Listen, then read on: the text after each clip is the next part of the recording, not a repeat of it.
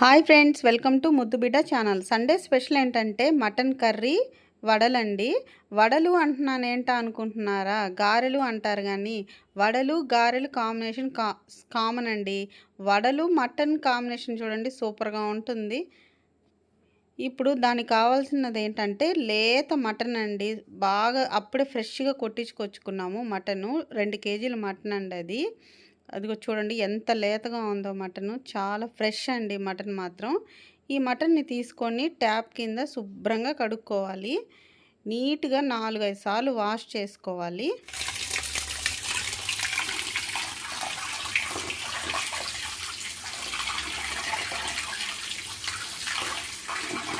ఇలా కడుక్కున్న తర్వాత శుభ్రంగా నీళ్ళన్నీ వంచేసి మటన్ అంతా పక్కకు పెట్టుకోవాలి. తర్వాత ఆనియన్స్, పచ్చిమిరకాయలు, టమాటాలు, పుదీనా, కొత్తిమీర సన్న ముక్కలు కట్ చేసి పక్కన పెట్టుకుందాము.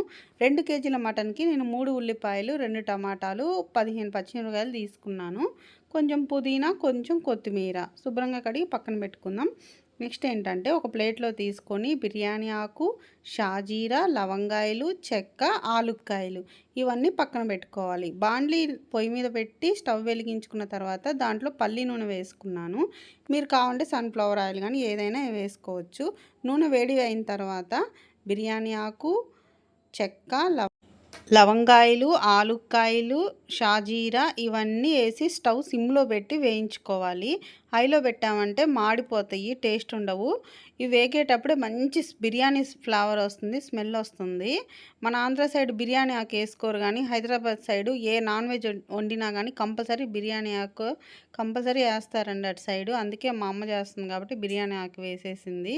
తర్వాత ఆనియన్స్ వేసుకుందాము. ఆనియన్స్ కొంచెం వేగినాక కొంచెం వేగితే సరిపోయిద్ది, మరీ ఎక్కువగా వేగనవసరం లేదు.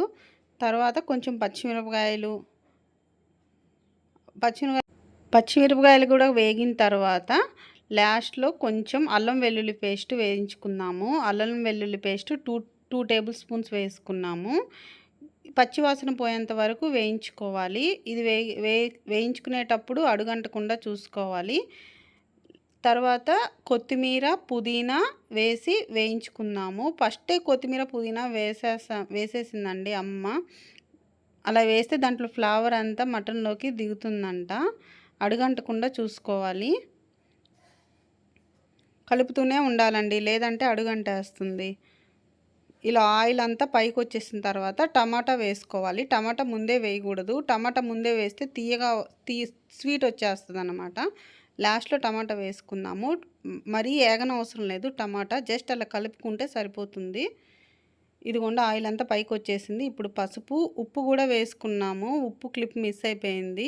తగినంత ఉప్పు వేసుకున్నాము. తర్వాత ఇప్పుడు మటన్ మొత్తం దాంట్లో వేసేసుకొని బాగా కలుపుకోవాలి. కొంచెం కొంచెం వేసుకుంటూ కలుపుకుంటే మసాలా పైకి వచ్చేస్తుంది.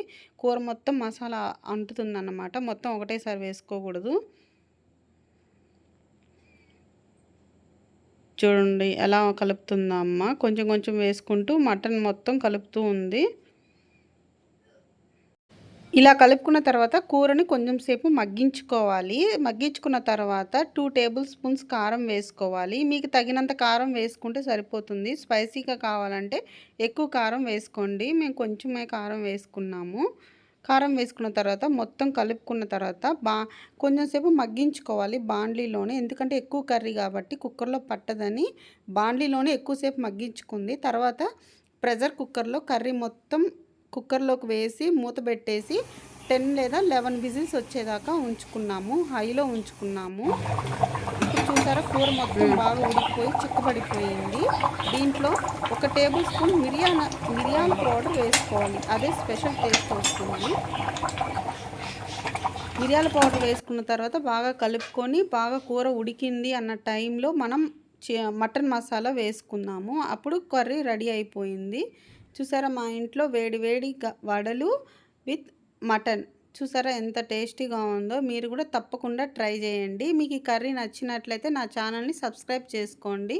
Bye friends.